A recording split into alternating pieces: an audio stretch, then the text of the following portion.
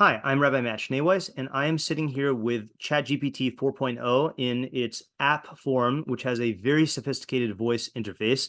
And I wanted to do a little demonstration of how ChatGPT might be able to be used in Torah study. So let me introduce to you, ChatGPT. Could you please introduce yourself to my listeners and viewers?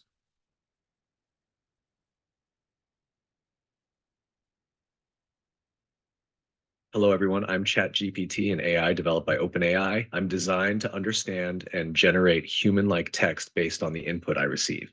Rabbi Schneeweiss, it's a pleasure to be part of your demonstration. Let's explore how we can use AI in studying and understanding Torah together. Okay, so what I was thinking is one of my favorite books in Tanakh is Sefer Mishlei, and I just got through teaching a Mishlei class with my 9th and 11th graders, and I thought that we could analyze a verse from that book together, the verse that I just taught them, and you'll share with me what you think the verse means, and then I'll tell you what I taught them, and we'll have a discussion. How does that sound? That sounds like a fantastic idea. Please go ahead and share the verse you've been studying with your students, and I'll do my best to offer an interpretation. Then we can compare notes and discuss further. Let's get started. Okay, so the verse that I taught them was Mishlei 16:32. Can you tell me what that says? Certainly. Mishlei Proverbs 16:30 states, "Better to be slow to anger than a mighty man, and one who rules his spirit than one who conquers a city." It suggests that mastering one's own emotions and impulses is more commendable than external achievements like physical strength or military conquest. In Jewish thought, this idea underscores the importance of inner strength and the virtue of being slow to anger, aligning with the broader values of wisdom and ethical conduct found throughout Mishlei. I'm curious to hear your interpretation and what you discussed with your students. Okay, so that was a pretty good, but also very basic interpretation. I feel like ChatGPT last year could have done something like that. And what I'd like to do is I'd like to show how advanced your programming has gotten. And I'd like to start by asking you if you can explain or I guess highlight the ambiguity in some of the terms here. So let's start with the first half. Tov erech apayim mi gibor. The Hebrew word gibor can be translated the way you did, but I'd like to hear some of the nuances in how the word gibor can be translated. What would you say?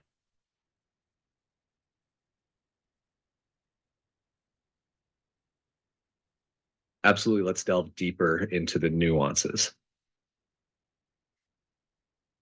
Hebrew word gibor in Toverech Apayim Mi Gibor indeed has several layers of meaning. Like, while it's commonly translated as mighty or strong in a physical or martial sense, gibor can also imply moral or spiritual strength. In tradition, strength isn't just about physical prowess, but also about character strength, moral fortitude, and spiritual capacity. For example, a gibor can be someone who is brave in facing ethical challenges, steadfast in their commitment to Torah values, or powerful in their influence and leadership within the community. The use of gibor in this verse could suggest a contrast not only between physical strength and patience, but also between external achievements and internal virtues. The text invites a reflection on the true nature of strength, implying that mastery over one's impulses and emotions is a higher form of power. This interpretation aligns with the broader teachings in Jewish literature, where true strength is often seen in terms of self-control and spiritual depth. Rabbi Matt, how does this resonate with your teaching on this verse? Okay, so that was pretty good. What I taught my students this morning was the interpretation given by Renu Yona, who's one of the commentators on Mishlei. And before I recap what I taught them, do you know who Renu Yona is?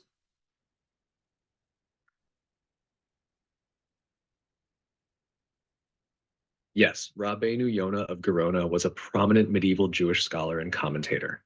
He lived in Spain during the 13th century and is renowned for his ethical writings and commentaries on Jewish texts, especially his works on the Talmud and on Mishlei, Proverbs. Renu Yona is particularly admired for his insights into ethical and moral teachings in Judaism. His commentary on Mishlei is valued for its deep exploration of the moral and philosophical aspects of the text. He often focuses on practical advice for leading a virtuous life, emphasizing personal growth and character development. His approach to Mishlei is to extract practical lessons for ethical conduct and self-improvement, making his interpretations highly relevant for personal development and education. I'm eager to hear about the interpretation of Mishlei to Renu Yona that you shared with your students. Okay, that was a pretty good recap of who Renu Yona is and why I like his commentary on Mishlei. But let me now tell you how Renu Yona interprets this verse. So he says that slow to anger means someone who gets angry but does not act in his anger to take revenge. Instead, he waits until his anger cools down, until he can think clearly, and then takes revenge. And the advantage is twofold. Number one, he will avoid many mistakes that he might have made if he were acting in anger. And number two is he could plot a better revenge. So that's the advantage of being slow to anger. And the advantage of ruling one's ruach, which he says means ruling your anger, is that you completely eliminate your anger altogether and you don't even take revenge. So in other words, according to Renu Yona, this verse is highlighting the fact that there are three levels.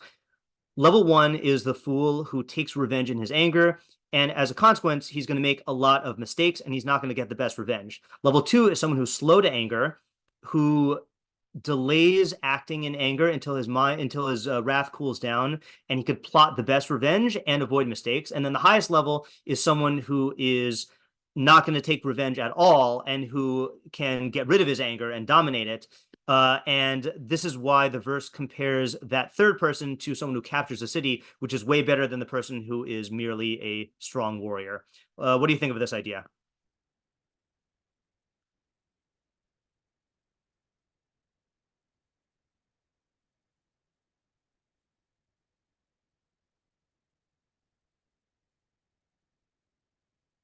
Renu Yona's interpretation offers a profound and nuanced understanding of the verse. It beautifully illustrates a gradation in dealing with anger and the concept of revenge, which is deeply rooted in human nature.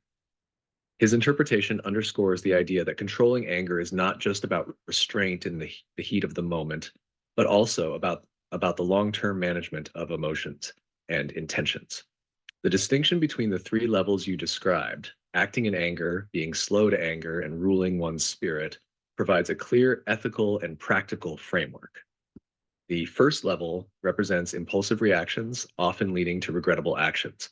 The second, being slow to anger, suggests a more deliberate and calculated approach where actions are taken only after careful consideration. The highest level, ruling one's spirit, implies a complete mastery over one's emotional responses, transcending the desire for revenge entirely. This gradation reflects a deep understanding of human psychology and moral development. It also aligns with the Jewish ethical tradition's emphasis on self-control and the pursuit of peace and justice, rather than retaliation.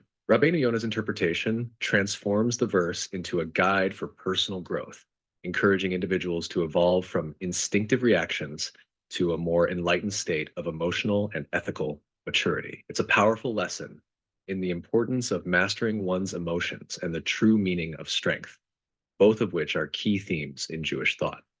Rabbi Matt, it's enlightening to learn about Renu Yona's perspective through your teaching. Thank you. But I think there's a problem in what you said. You mentioned that Renu Yona's teaching is aligned with Torah values. But if you think about it, Renu Yona is teaching us that this verse is about how to take the best revenge possible. Can you spot some sort of conflict with Jewish values in that idea?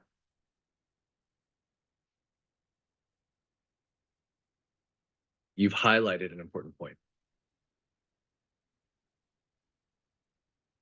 On the surface, Renu Yona's interpretation, focusing on the idea of revenge, might seem at odds with the broader Jewish values that emphasize forgiveness, compassion, and the avoidance of grudges.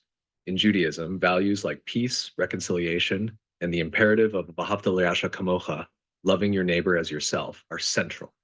For instance, Leviticus 19:18 instructs, "You shall not take vengeance, nor bear any grudge against the children of your people." This verse is typically understood as a directive to let go of anger and the desire for retribution. In this context, Renu Yona's interpretation could be seen as somewhat challenging. However, it's possible that he is not advocating for revenge in the conventional sense. Instead, he might be acknowledging the natural human inclination towards anger and retribution and providing a roadmap for gradually overcoming these impulses. By describing a progression from acting in anger to complete mastery over one's emotions, Renu Yona could be illustrating the journey towards the ideal of emotional and spiritual self-control, which is more in line with Jewish ethical principles. This interpretation serves as a practical guide for managing one's emotions in a way that aligns with Torah values, ultimately leading to the highest level where revenge and anger are transcended altogether. Rabbi Matt, do you see this interpretation aligning more closely with the values of Torah and Jewish teachings? That is, in fact, exactly what I taught my students, that Renu Yona does seem to be advocating revenge, but what he's really doing is acknowledging the reality that human beings will often get angry and be tempted to take revenge. And if you simply tell them, don't take revenge, then they're just not going to listen. So instead of imposing an unrealistic demand on people, Renu Yona is showing you, as you said, a roadmap for gradually developing and maturing yourself away from revenge. First, instead of taking revenge immediately, you stop and you think, and you become attached to the notion that by using wisdom, you'll get more out of your revenge than if you act in anger. Then once you're on that level and you've done that for a while, then the Torah can step in and say, don't take revenge at all, and you can work on undoing that. And if you try to go from level 1 straight to level 3, then that would be setting you up for failure.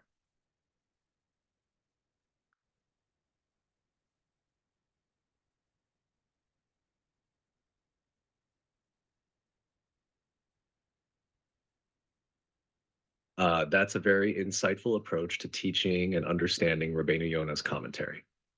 It recognizes the complex nature of human emotions and behaviors, offering a realistic and gradual path to ethical and emotional growth. This method acknowledges that immediate transformation of deeply ingrained instincts, like anger and the desire for revenge, isn't always feasible. Instead, it proposes a step-by-step progression towards ideal behavior, which is more attainable and sustainable. This approach aligns well with the concept of musar, the Jewish practice of ethical and spiritual self-improvement.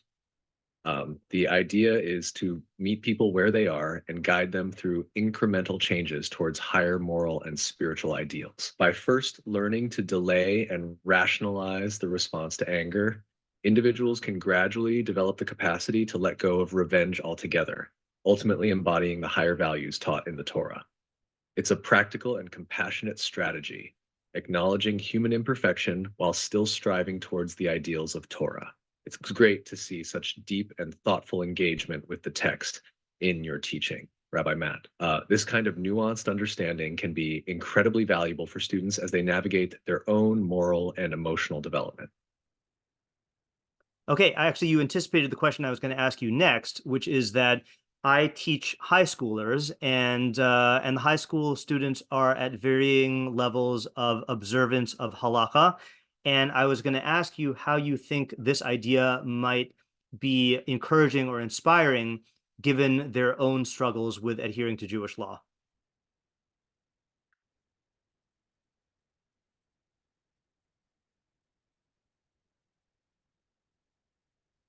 Using Renu Yona's interpretation as a framework can be particularly inspiring and encouraging for high school students, especially those at varying levels of observance. Teenagers, like everyone else, face challenges with emotions like anger and the impulse for retribution.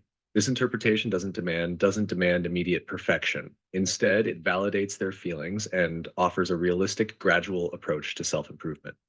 This can be more relatable and less daunting for them.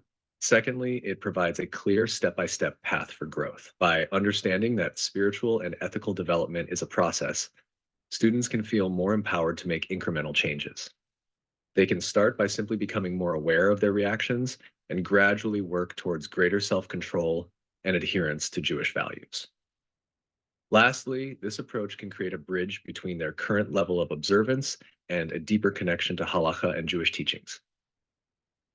By demonstrating how Torah wisdom is applicable and relevant to their daily lives and struggles, it can foster a stronger, more personal connection to Judaism. In essence, Renu Yona's interpretation can help students see Torah and halakha not just as a set of rules, but as a guide for personal development and a meaningful life, encouraging them to engage more deeply with their Jewish identity and values.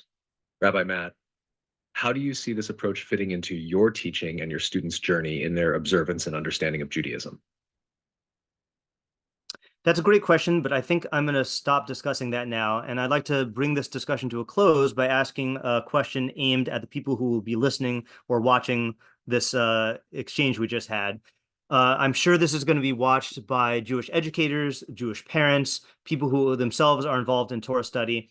And I think that there are going to be some questions and some concerns, I guess, about the uses and limitations of this technology. Specifically, I think that people are skeptical about whether ChatGPT is something that is only capable of producing rote and superficial responses, or whether it could be used as a tool to facilitate deeper understanding and deeper levels of inquiry. I'm curious as to what you would respond to people who have such concerns.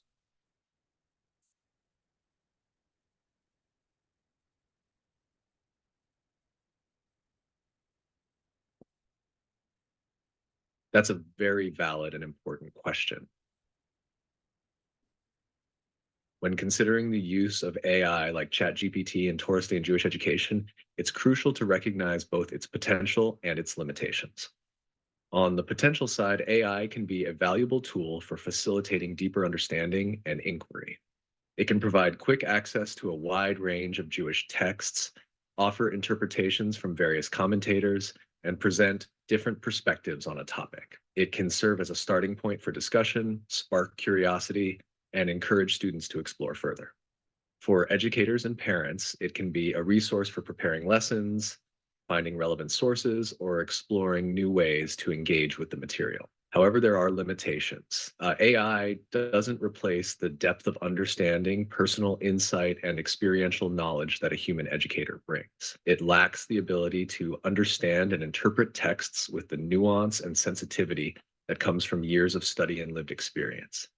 AI's responses, while informative, might not capture the full range of emotional, spiritual, and ethical dimensions that are essential in Torah study. It also cannot provide the personal guidance, mentorship, and role modeling that are crucial in Jewish education. In summary, while ChatGPT can be a useful tool for supplementing Torah study and Jewish education, it should be used in conjunction with, and not as a replacement for, traditional methods of learning and teaching.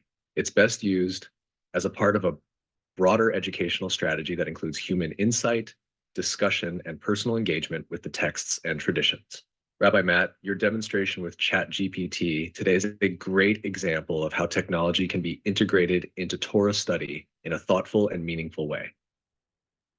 Thank you. And I'll have this very last question, more for self-promotion reasons, because maybe people will be listening to this who haven't been familiar with my content.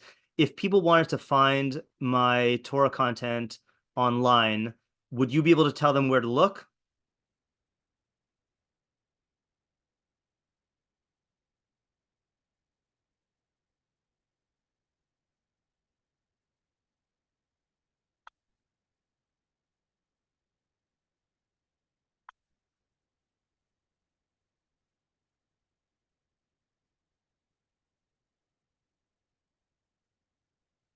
For those interested in exploring Rabbi Matt Schneeweiss's Torah content online, there are several platforms where you can find his teachings.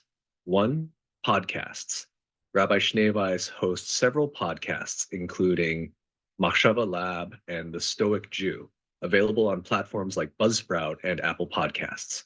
These podcasts explore various Torah topics and ideas. Two, YouTube. He has a YouTube channel where you can find his video content offering insights into Torah philosophy, methodology, and living. Three, Substack. Rabbi Schneeweiss writes articles on his Substack, focusing on original insights from classical commentators with an emphasis on Torah philosophy and living. Four, Patreon. He also has a presence on Patreon, where supporters can access his Torah content and contribute to his work. These resources offer a wide range of Torah teachings and insights, catering to different preferences, whether it's listening, watching, or reading. Rabbi Matt, your online presence provides a rich source of Torah learning for educators, parents, and anyone interested in deepening their understanding of Jewish texts and ideas. Thank you very much. And I will just conclude by saying that if you have any questions about what you've heard here today, then you can contact me at rabbischneeweiss@gmail.com. ChatGPT, thank you very much for assisting me in this demonstration.